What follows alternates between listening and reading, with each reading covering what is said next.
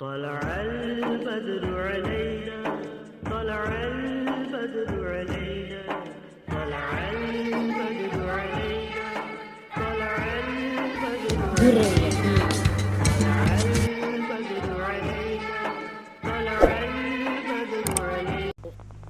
یہ قسم ہے کہ ہوئے رنگین گل کا تذکر.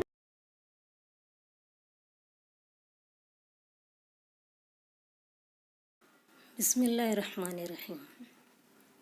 عرب جہاں خدا کے برگزیدہ نبی ابراہیم علیہ السلام نے اپنے فرمانبردار اور سعید بیٹے اسماعیل علیہ السلام کو ساتھ لے کر صرف خدائے وحد و یکتا کی پرستش کے لیے مقدس گھر بنایا تھا اور توحید الہی کا گلگلہ بلند کیا تھا، وہاں پتھر کے خود تراشیدہ بتوں نے خدا کی جگہ لے لی تھی. اس مقام پر پہنچ کر عرب کی تاریخ کا ایک واقعاتی پس منظر قلم کے واسطے سے کاغذ پر آنے کے لیے بےتاب ہے، بلکہ زبان سے کہنے کے لیے بےتاب ہے. حضرت اسماعیل علیہ السلام نے مکہ کے بنو جرہم قبیلے میں شادی کی تھی اور یہی ان کے سسرال والے کعبہ کے متولی بن گئے اور بہت دن تک اس منصب جلیلہ پر فائز رہے. مگر آگے چل کر زمانے نے پلٹا کھایا، حالات بدل گئے اور کعبہ کی تاریخ نے پچھلے ورق کو موڑ دیا. مکہ کا ایک باشندہ ربیہ، جو تاریخ میں عمر بن لہی کے نام سے یاد کیا جاتا ہے، بہت زور پکڑ گیا. آدمی دولت مند تھا، اس لیے اس کے بیسیوں ہوا خواہ پیدا ہو گئے.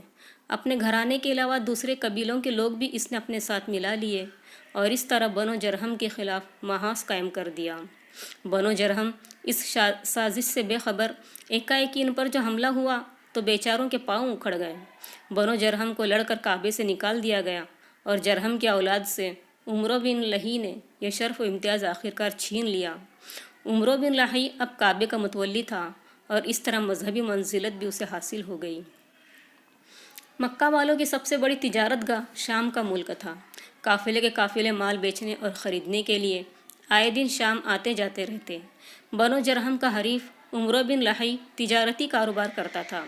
ایک بار وہ شام گیا تو اس نے دیکھا کہ بہت سے لوگ بتوں کو سجدہ کر رہے ہیں. کوئی ہاتھ باندھے کھڑا ہے اور پتھر کی مورت کو انتہائی عقیدت کے ساتھ چوم رہا ہے. یہ جدت اور نئی بات عمرو کو اچھی لگی.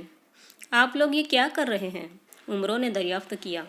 پرستش کر رہے ہیں اپنے خداؤں کی، شام کے بت پرستوں نے جواب دیا. پرستش اور ان پتھر کے مورتوں کی کیا کہہ رہے ہیں آپ؟ عمرو نے حیرت انگیز لہجے میں کہا. ہمارے معبودوں اور حاجت رواؤں کو پتھروں کی مورت کہہ کر ان کی تحقیر نہ کرو. ان لوگوں نے جواب دیا. اس پرستش سے تمہیں کیا فائدہ ملتا ہے؟ عمرو بن لہی نے پوچھا. یہ داستان بہت لمبی ہے، اس کے لیے فرصت کی ضرورت ہے. مختصر یہ ہے کہ ہمارے یہ معبود آڑے وقت میں ہمارے کام آتے ہیں. دشمن سے خونریز جنگ ہو رہی ہے، ہم نے ان کو پکارا اور ان کی دہائی دی. بس آن کی آن میں لڑائی کا نقشہ بدل گیا اور فتح و نصرت کا صحرا ہمارے سر رہا. انہی کی برکت سے مے برستا ہے اور قحط دور ہو جاتا ہے. یہ بیماروں کو شفا دیتے ہیں. اور شام کے بت پرستوں کی بات کاٹ کر عمرو انتہائی بےتابی کے ساتھ بولا. تو صحابو، ان میں سے 2-4 معبود مجھے بھی عنایت فرما دیجیے. ہمارے ملک میں آئے دن قحط پڑتا رہتا ہے اور دشمنوں سے لڑائیاں ہوتی رہتی ہیں. میں مکہ میں مزید وبا چھوڑ کر آیا ہوں. آپ کی اس مہربانی سے ہمارا بھلا ہو جائے گا. عمرو بن لہی کی درخواست پر اہل شام نے چند بت اسے دے دیے. اہل مکہ اب تک بت پرستی سے قطعاً نا آشنا تھے. ان کے کانوں میں تو صدا نغمہ توحید گونجتا رہا. مگر عمرو بن لہی نے شام سے واپس جا کر پروپیگنڈا کیا کہ شام کے بڑے بڑے امیروں، سرداروں، عالموں اور راہبوں کو بت پرستی کرتا دیکھ کر آیا ہوں. انہی بتوں کی برکت سے شام میں ہر طرح کی آسائش اور راحت پائی جاتی ہے. اس ظالم نے شام کے افسانوں کو اور نمک مرچ لگا کر بیان کیا. بولا، میں نے خود اپنی آنکھوں سے دیکھا کہ مطلع بالکل صاف تھا. خوب دھوپ چمک رہی تھی کہ اتنے میں شام کے ایک سردار نے بت کے سامنے سجدہ کر کے پانی برسنے کے لیے دعا کی اور بس اتنی سی دیر میں کہ اس کا سر سجدے سے اٹھا، دعا دار بارش ہونے لگی. اہل مکہ ایک دوسرے کو دیکھ کر مسکراتے ہیں کہ عمرو بن لہی ہماری پریشانیوں کا مداوا شام سے لے کر آ گیا ہے. میں بڑی منت سماجت کر کے یہ بت تم لوگوں کے لیے لایا ہوں. ان کی پرستی سے سارے دکھ دور ہو جائیں گے. اب ہم جب چاہیں گے आसमान से मींह बरसा जाया करेगा और जिस बात की तमन्ना की पूरी होकर रहेंगी। जिस्मानी आसाइश, तन की राहत और पेट पूजा का लालच बहुत बुरा होता है। अहले मक्का के दिल में उसकी बातें घर कर गई और मक्का में बुतों की पूजा शुरू हो गई। मक्का तमाम अरब का मरकज़ था। हज के मौके पर इकनाफ व अतराफ़ के लोग वहाँ आते थे। मक्का वालों को बुत परस्ती करते देखकर उनको भी तरगीब हुई और इस तरह रफ्ता रफ्ता तमाम कबाइल अरब में बुत परस्ती फैल गई। यहाँ तक कि खुद खाने काबा में बुत रख दिए गए और उनके दीवारों पर तस्वीरें बना दी गई। इंसानी फितरत की बहुत बड़ी कमज़ोरी है कि जिद्दत और बिदत की तरफ तबीयत बहुत जल्द मायल हो जाती है। हालांकि बहुत सी नई चीज़ें और जिद्दत तराजियाँ इंतहाई गुमराह कन और इंसानी मुआशरत के लिए सख्त मुज़िर बल्कि कातिल होती हैं। शिर्क जो फैलना शुरू हुआ तो मक्का का एक एक घर बुतखाना बन गया। न सिर्फ कबीला और ख़ानदान बल्कि हर शख्स का अपना अपना जुदा बुत था। तोहम परस्ती और जहालत व नादानी की इंतहा है कि सफ़र में पत्थरों के बुत साथ ले जाने में चूँकि दिक्कत होती थी, इसलिए बाज़ लोग सत्तू की मूरतें बनाकर अपने साथ रख लेते, उन्हें पूजते और जब ज़रूरत पेश आती तो सत्तू को बने हुए खुदाओं को घोल कर पी जाते। यमन में कवाकिब परस्ती का ज़ोर था। हुमेर का कबीला सूरज की परस्तिश करता था। कनाना का महताब खुदा था और इसी तरह दूसरे कबीलों और इलाकों में अत्तारूद और ज़ोहरा व मिश्तरी की पूजा होती थी। कहानत, झाड़ फूक, टोने टोटकों और जादू की भी खूब इशाअत थी।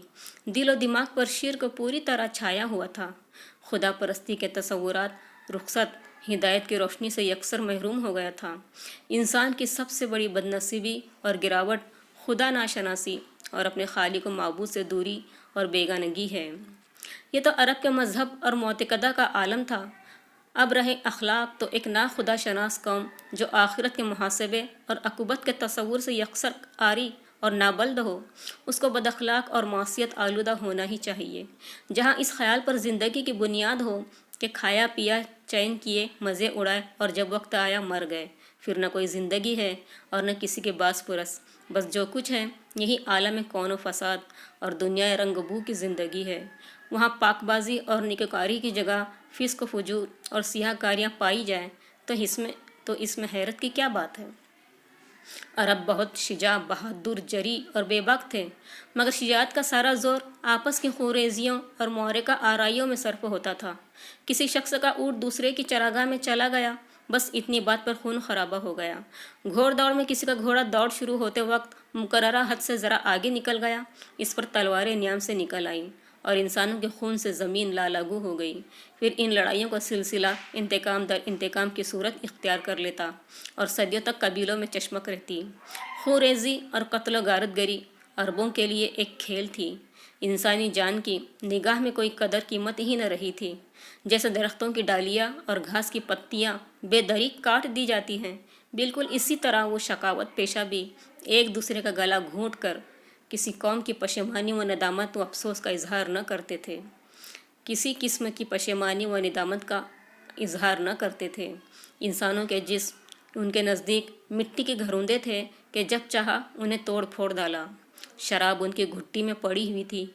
शराबें पीकर नाचते, गाते, बजाते और बदमस्तियाँ करते। सागर व मीना और बादा व शाहद उनकी ज़िंदगी बन गए थे। उनके एक मशहूर शायर को जब कत्ल की सज़ा तजवीज़ हुई और उससे पूछा गया कि तुम किस तरह कत्ल होना चाहते हो, तो उसने तमन्ना ज़ाहिर की कि खूब शराब पीकर जब मैं इंतहाई मस्त व बेखुद हो जाऊं तो मेरी फसदें तेज़ और गहरे नश्तर से खोल देना, यहाँ तक कि खून टपकते टपकते मुझ में जान बाकी न रहे। इनमें ऐसे शकील कल्ब भी थे जो अपने दुश्मन को कत्ल करने के बाद उनकी खोपड़ियों में मज़े ले लेकर इंतहाई फ़ख्र व गुरूर के साथ शराब पीते। कमारबाजी अहले अरब का महबूब शुगल था। लूट मार, चोरी, बददियानती, हेलागिरी, वादा खिलाफ़ी और दरूग गोई को वो आर्ट समझते थे। एक दूसरे को धोखा देते, झूठी कस्में खाते, अहद व पैमान करते और तोड़ डालते, काफिलों को लूटते, यतीमों का माल नाजायज़ हाथ से दबा लेते और सितम बालाए सितम ये कि इन तमाम बुराइयों के बावजूद उनका दावा था कि सारी दुनिया में बस वही इज़्ज़त व शराफत के मालिक हैं। वो गयूर थे, मगर उनकी गैरत इंतहाई शकावत और संगदिली के साँचे में ढल गई थी। लड़की का ब्याहना उनके नज़दीक आर समझा जाता था। قانون فطرت سے وہ اس طرح جنگ لڑتے کہ لڑکیوں کو پیدا ہوتے ہی زمین میں زندہ دفن کر دیتے۔ سینکڑوں ہزاروں جانیں اسی جاہلانہ غیرت اور شقاوت کی بھیڑ چڑھ گئی۔ مائیں اپنی لڑکیوں کو پیدا ہوتے ہی چھپانے کی کوشش کرتی، مگر یہ درندے ان کے دھڑکتے سینوں سے پھول سی بچیوں کو چرا کر زمین میں گاڑ دیتے۔ مامتا دیکھتی رہ جاتی۔ عربوں کے میلوں ٹھیلوں میں کھیل کود، تفریح، فحش کلامی اور عریہ شعر و شاعری کا مظاہرہ ہوتا۔ ان کی شاعری گویا اس زمانے کا ادب لطیف اور ترقی پسند ادب تھا۔ جنسی نفسیات کی شرمناک تفسیر، ہوسناکی کو ابھارنے والے خیالات، فحاشی اور عریانی کی ترجمانی، خلوت و تنہائی کی ان باتوں کا ذکر جو واقعیت کے باوجود اظہار کے قابل نہیں ہوتی، اور شرافت ایک لمحے کے لیے اسے برداشت نہیں کر سکتی۔ جو شعراء نسبتاً سنجیدہ تھے وہ اپنے قصیدوں میں نسل و نسب کے تفاخر کا ذکر کرتے، اور اس طرح قبائل میں جذبات کی آگ بجھنے نہ پاتی۔ ان کی رجز خوانی قبائلی عصبیت اور نسلی منافرت کو شعلہ سوزا بناتی، اور ان کی نظموں سے رقابت کے آتش فشاں سچ مچ آگ اگلنے لگتے۔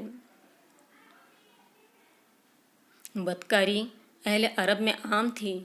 ہوسناکی کے عملی اظہار میں انہوں نے عاد و سمود کو بھی پیچھے چھوڑ دیا تھا۔ عورت ان کے نزدیک صرف تسکین و ہوس کا ذریعہ تھی، چھپی ہوئی آشناؤں سے لے کر کھلی ہوئی ناجائز تعلقات کی گرم بازاری تھی۔ سوتیلی مائیں تک ان کی ہوس رانیوں کی آماں جگہ تھیں، اور ان بے حیائیوں پر وہ شرمانے کے بجائے الٹا فخر کرتے۔ برائیاں ان کا مزاج اور جبلت بن چکی تھی۔ ان کی جلوتیں اور خلوتیں فحش کاری سے معمور تھی۔ عصمت و عفت کی قدر و قیمت پہچاننے کی صلاحیت ہی باقی نہ رہی تھی۔ آدمی کے بھیس میں حیوان، درندے اور شیطان نے صرف ایک سجدے سے انکار کیا تھا، اور یہاں پر پوری زندگی انکار و الحاد اور عصیان و فجور میں بسر ہوتی تھی۔